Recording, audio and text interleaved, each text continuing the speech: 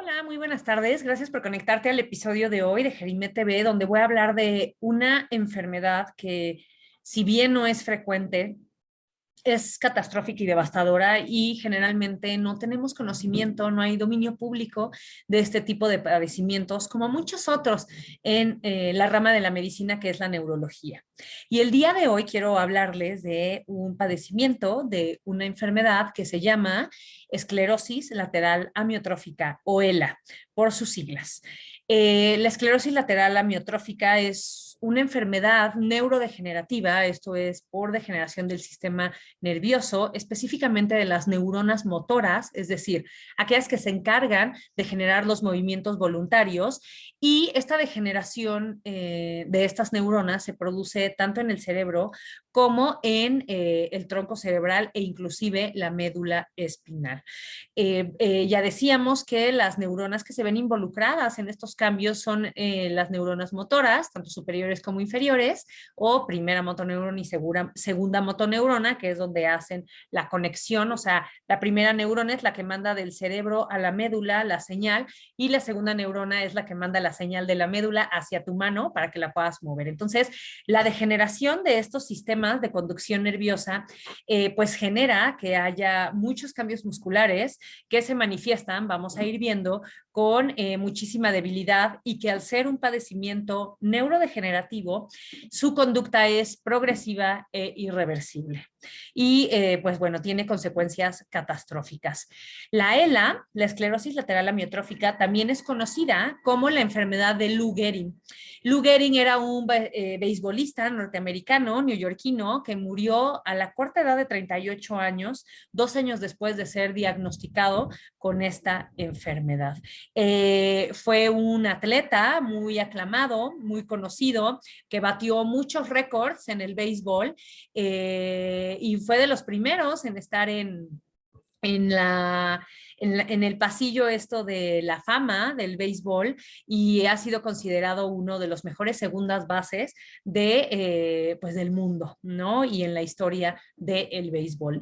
Lou Gehrig fue una persona que a los 36 años de edad fue diagnosticado con esta enfermedad, y sus complicaciones lo llevaron a una rápida progresión y fallecer a los 38 años. Entonces, a veces también con este antecedente conocemos a la enfermedad como la enfermedad de Lou Gehrig.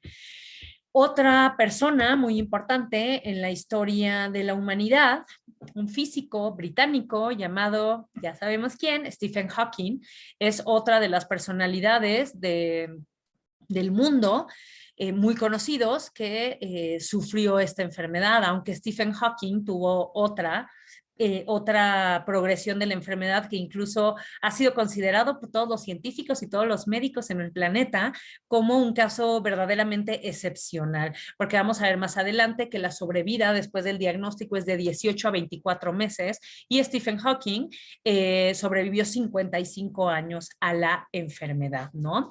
Él fue diagnosticado con este padecimiento cuando cursaba sus estudios universitarios. Todos sabemos que él fue un físico a los 21 años de edad, ¿no? Entonces, a los 21 años de edad hicieron el diagnóstico, y vivió con ella más de medio siglo, ya decíamos 55 años, hasta los 75 que falleció en el año 2018, ¿no? Entonces ya decíamos que más o menos la sobrevida de este padecimiento y de esta enfermedad es aproximadamente de 14 a 24 meses. Entonces él pues brincó en contra de lo que las expectativas que cualquier científico esperaría, y vivió más de medio siglo con esta enfermedad.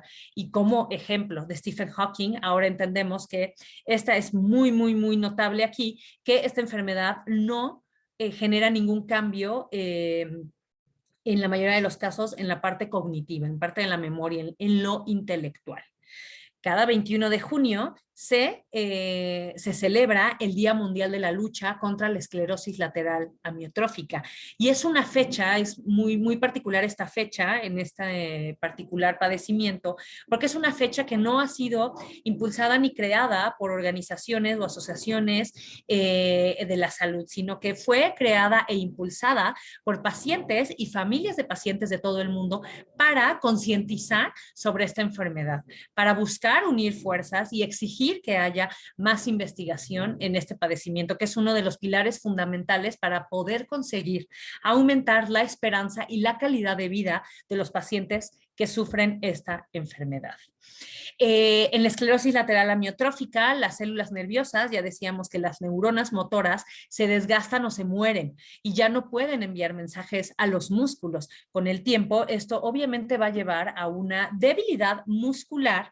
También pueden presentarse espasmos musculares que puede culminar en una imposibilidad o una verdadera dificultad para movilizar los brazos, las piernas, inclusive el tronco, el cuerpo. La afección empeora lentamente al tener un carácter progresivo y al ser una entidad neurodegenerativa.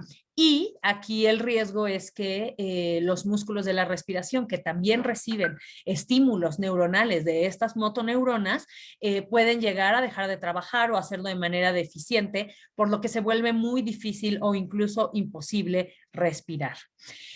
Lamentablemente, al día de hoy no existe una causa exacta, identificada o una única causa que nos explique por qué viene esta enfermedad o a quién le viene esta enfermedad.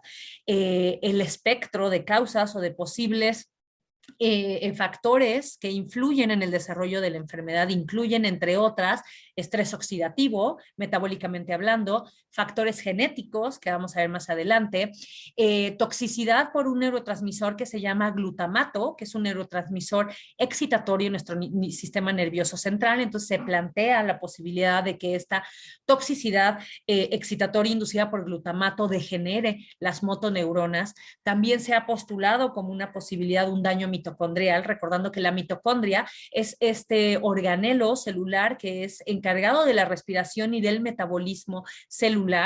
Se ha propuesto también defectos en el transporte axonal. Los axones son estas las manitas, por así decir, de las neuronas, las colitas que hacen que se conecten unas con otras.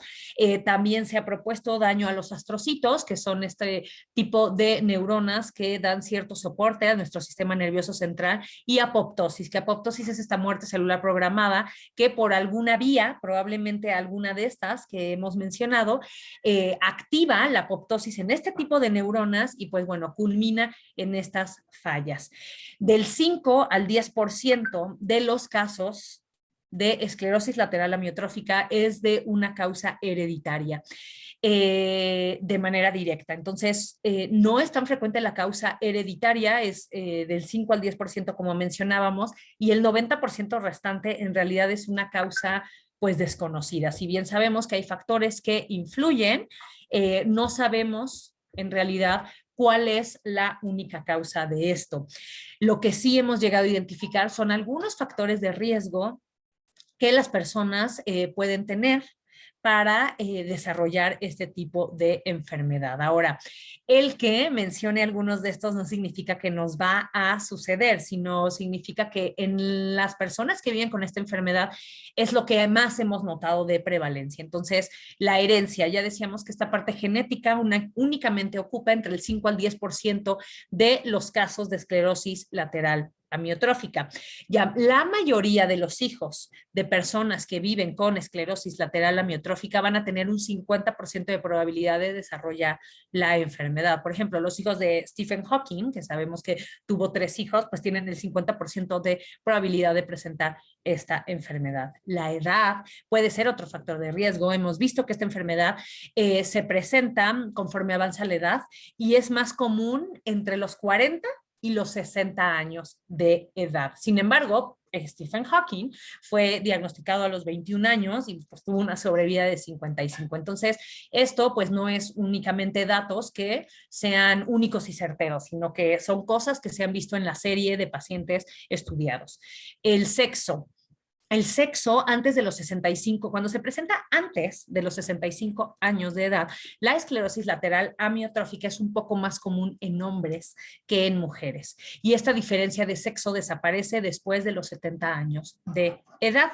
Algunos estudios examinan el genoma humano y nos brindan como posibles respuestas a que pudiera haber una parte genética en este tipo de enfermedad por esta situación que decíamos que la parte hereditaria del 5 al 10%. Hay algunas variaciones genéticas que pueden hacer que las personas sean más susceptibles o vulnerables a desarrollar la enfermedad. Y puesto con otros factores, tanto ambientales como personales, como otro tipo de enfermedades, pues prenden estos genes y se presenta la enfermedad. Sin embargo, no hemos identificado específicamente qué genes son y con qué estímulos se pueden llegar a prender. Ahora, lo que sí se ha visto como factores externos es que el tabaquismo puede ser un factor ambiental de riesgo para desarrollar esclerosis lateral amiotrófica, y este riesgo aumenta en las mujeres, particularmente después de la menopausia, y la exposición a toxinas ambientales. Algunas evidencias han sugerido que la exposición a algunas sustancias como por ejemplo plomo o asbesto y estas exposiciones que puede haber laborales o incluso en el hogar podrían estar relacionadas con la esclerosis lateral amiotrófica. Se han realizado muchos estudios, pero ningún agente o sustancia química se ha asociado consistente y directamente con el desarrollo de lo que es la enfermedad. Y otros estudios observacionales que se han hecho específicamente en Estados Unidos es que han hecho series de casos y de revisiones de personas, hombres que viven con esclerosis lateral amiotrófica, y el servicio militar o militares estadounidenses se ha encontrado que por algún motivo tienen más posibilidad de desarrollar esclerosis lateral amiotrófica que otros grupos de labores, ¿no? O sea, probablemente haya la exposición a alguna toxina o probablemente haya alguna exposición durante el entrenamiento o a lo que hacen, en realidad no lo sabemos, pero sí se ha identificado un porcentaje más elevado de militares que pueden, hombres, que aquejan, que pueden llegar a quejar en esta enfermedad. Ahora, ¿cuáles son los síntomas? Ya decíamos que si existe degeneración en las motoneuronas, que son las neuronas encargadas de estimular el sistema motor, o sea, dar movimiento muscular, pues bueno, varían mucho de persona a otra, pero la debilidad muscular progresiva es algo que se va a presentar siempre, ¿no? Se suele comenzar con un inicio muy insidioso, con debilidad muscular leve, que durante el tiempo y conforme avanza las semanas, los meses y los años va a empeorar, ¿no? Alguno de los signos y síntomas, pues puede ser dificultad para caminar o realizar actividades de la vida diaria, porque pues si tenemos debilidad, a lo mejor ya no vamos a poder tomar los objetos, agarrar la cuchara, vestirnos, tener la fuerza para incorporarnos, bañarnos o hacer actividades diarias normales. Puede en un inicio presentarse esta debilidad, a lo mejor uno no se siente débil, pero empieza a haber tropezones y caídas, ¿no? Entonces, esto habla de manera indirecta de una debilidad muscular por degeneración de estas motoneuronas. Los pies y los tobillos pueden sentirse con esta sensación de pesantez, incluida debilidad, puede haber torpeza o debilidad, obviamente, también en las manos. Y recordemos que las estructuras que hacen que nosotros podamos hablar son estructuras musculares. Entonces también puede haber dificultad para hablar o inclusive problemas para deglutir los alimentos. Se puede presentar también con frecuencia calambres o espasmos musculares, tanto en brazos como en piernas, en hombros, pero en todos los músculos incluidos también inclusive la lengua, recordando que la lengua pues es un músculo, ¿no? Un músculo bastante vasto de fibras musculares. Inclusive puede haber cambios también en el llanto, en las risas, o empezar a presentar como bostezos inapropiados o en momentos en los que en realidad no hay cansancio o sueño, por esta degeneración que existe en los sistemas motores de las neuronas. Ahora, si bien decíamos que generalmente esta afección no altera la inteligencia, la intelectualidad y la cognición de las personas, como bien es el ejemplo de Stephen Hawking, la realidad es que puede acompañarse en ocasiones de degeneración en las neuronas corticales de esta parte frontotemporal y dar un tipo de deterioro cognitivo o demencia llamada demencia frontotemporal. Y cuando se presenta esta demencia, más que cambios en la memoria, se comporta más bien como cambios conductuales y cambios en la manera en la que las personas pues se presentan, actúan e inclusive tienen esta parte del juicio y la abstracción, es en esta zona del cerebro. Entonces, no es completamente un síntoma acompañante, pero sí puede haber también cambios en la cognición y presentar este tipo de demencia, que es una demencia frontotemporal. ¿Cuáles van a ser las complicaciones? O sea, si ya existe un daño en este tipo de neuronas, pues a medida que la enfermedad progresa, lo más delicado que puede llegar a pasar son problemas respiratorios. Ya decíamos que el control de la respiración también se hace por medio de un músculo. O sea, el músculo es quien regula o sea, nuestro diafragma regula la expansión y la retracción de los pulmones que va a llevar a una ventilación adecuada, ¿no? Entonces, si la esclerosis lateral amiotrófica paraliza nuestros músculos del hombro y del brazo y de la pierna izquierda, también lo hará, no discrimina con el diafragma, ¿no? Entonces, hay veces en que las personas requieren dispositivos de ventilación mecánica avanzada para poder respirar, a lo mejor en un principio solo por las noches, igual a lo que utilizan las personas que viven con apnea del sueño o el SAOS. Sin embargo, estos dispositivos pueden llegar a ser más complejos a medida que avanza la enfermedad e incluso requerir una traqueostomía, que es abrir aquí la tráquea, este tubito que conecta la parte respiratoria alta con la parte respiratoria baja, para poder estar ofreciendo un manejo ventilatorio de manera invasiva completo, ¿no? Porque por forma involuntaria o voluntaria el diafragma ya no funciona de una mejor manera. De hecho, la causa más común de muerte en las personas que viven con esta condición es la insuficiencia respiratoria y todos los problemas alrededor del árbol bronquial, ¿no? Algunas personas pueden no desarrollar estas afecciones, pero la gran mayoría de los pacientes, su mortalidad se ve relacionada a todos estos problemas respiratorios, falla para la respiración, insuficiencia respiratoria y complicaciones de esto o de estar utilizando dispositivos invasivos como pueden ser infecciones, ¿no? Porque pues no es normal vivir con un tubo que nos ofrezca una ventilación mecánica asistida. También existe, ya lo mencionábamos, dentro de los síntomas como complicaciones, pues problemas para hablar, ¿no? O sea, porque así como se afecta el músculo de las rodillas, del hombro, del tronco, del diafragma, también lo hacen los músculos encargados de generar la voz. Por lo general, esto comienza con una dificultad leve y ocasional al hablar, pero se va volviendo más grave a medida que avanza la enfermedad, ¿no? El habla eventualmente se vuelve difícil para entender, para el entendimiento, porque no hay una adecuada emisión del lenguaje. O sea, el problema no está en que no pienses la palabra bien y no salga, sino que los músculos que hacen el habla no actúan de una manera adecuada, entonces se vuelve inentendible y a menudo se dependen las personas de otros medios de comunicación, que inclusive pueden ser tecnológicos, como bien los tenía este físico del que hemos estado hablando. Esto va a llevar también la degeneración muscular a que pueda haber problemas en la deglución y esto nos lleve a problemas en la alimentación.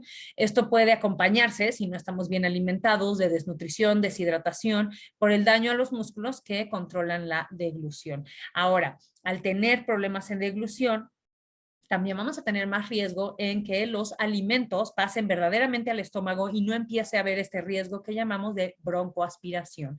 Entonces, si no tenemos una deglución adecuada y suficiente y de calidad, este alimento puede ir al pulmón, entonces agravamos los problemas respiratorios. En ocasiones se tiene que hacer uso de sondas de alimentación o de sondas un poco más invasivas, pero también un poco más permanentes, como son las gastrostomías, que son estos tubitos que se colocan de manera endoscópica sobre el estómago, en el abdomen, y por ahí se pasa el alimento de manera directa.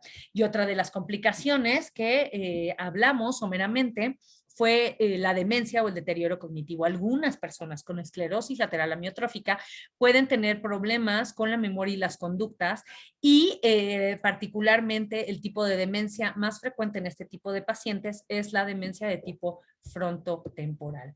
¿Cómo hacemos el diagnóstico de una esclerosis lateral amiotrófica? Pues bueno, primero es la sospecha clínica, evaluar importantemente en la historia clínica y en el interrogatorio del paciente si existen familiares con esta o alguna otro tipo de condiciones neurológicas, pero generalmente los estudios que realizan los neurólogos, porque obviamente es una enfermedad que requiere ser valorada por estos especialistas, son estudios de neurofisiología como la electromiografía. La electromiografía es un estudio que va a medir la neuroconducción, o sea, la conducción de las neuronas hacia el músculo. Entonces, se piden estudios de neurofisiología, se piden también exámenes de laboratorio, o sea, exámenes de sangre, para descartar otras causas de debilidad muscular, ¿no? Por ejemplo, cambios en los electrolitos, cambios en la tiroides, afecciones del hígado, electroforesis de proteínas o descartar infecciones que también pudieran llegar a generar estas situaciones.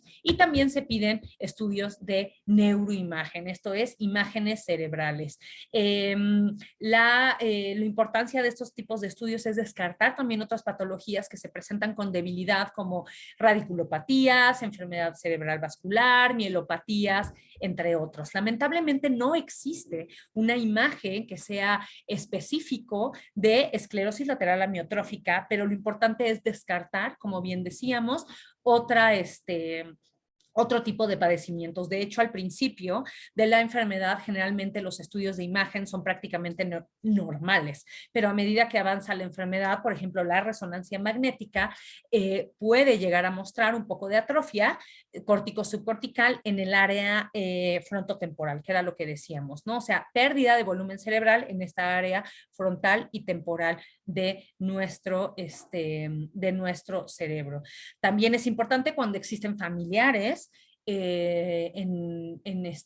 genéticamente hablando, hacer este tipo de estudios genéticos que no se solicitan de rutina en los pacientes que viven con esta enfermedad, pero se puede llegar a solicitar asesoría genética en algunos de estos casos o de enfermedad de inicio juvenil, ¿no? Como por ejemplo Stephen Hawking seguramente debió de haber tenido este tipo de evaluaciones. ¿Cuál es el tratamiento? Lamentablemente no existe un tratamiento curativo para la esclerosis lateral amiotrófica y el tratamiento se basa en dos cosas: mejorar síntomas y ayudar a un soporte ventilatorio. Entonces, el tratamiento sintomático tiene como objetivo mejorar la calidad de vida de los pacientes, pero también de los cuidadores. Y el soporte ventilatorio, ya lo decíamos, que cuando la enfermedad progresa, al ser una de las principales causas de morbimortalidad en estos pacientes, tenemos que buscar esta opción de apoyo ventilatorio, ya sea invasivo o no invasivo. Recuerda que cada 21 de junio celebramos y conmemoramos el Día de la Lucha contra esta enfermedad, y creo que lo que es importante de nosotros como comunidad, como sociedad, es tener la conciencia de que este tipo de enfermedades existen y empujar para que existan esta visualización de este tipo de personas que viven con estas enfermedades, de familias que viven con estas enfermedades, para así de alguna manera llamar la atención a esta parte global para sumar esfuerzos que ayuden a mejorar la investigación en este tipo de enfermedades para poder brindar más opciones terapéuticas y de confort en la calidad de vida para los pacientes que les aqueja esta enfermedad. Muchísimas gracias por escucharme. Espero que esta cápsula haya sido de tu interés y que haya sido de tu agrado, y nos vemos en el próximo capítulo. Hasta pronto.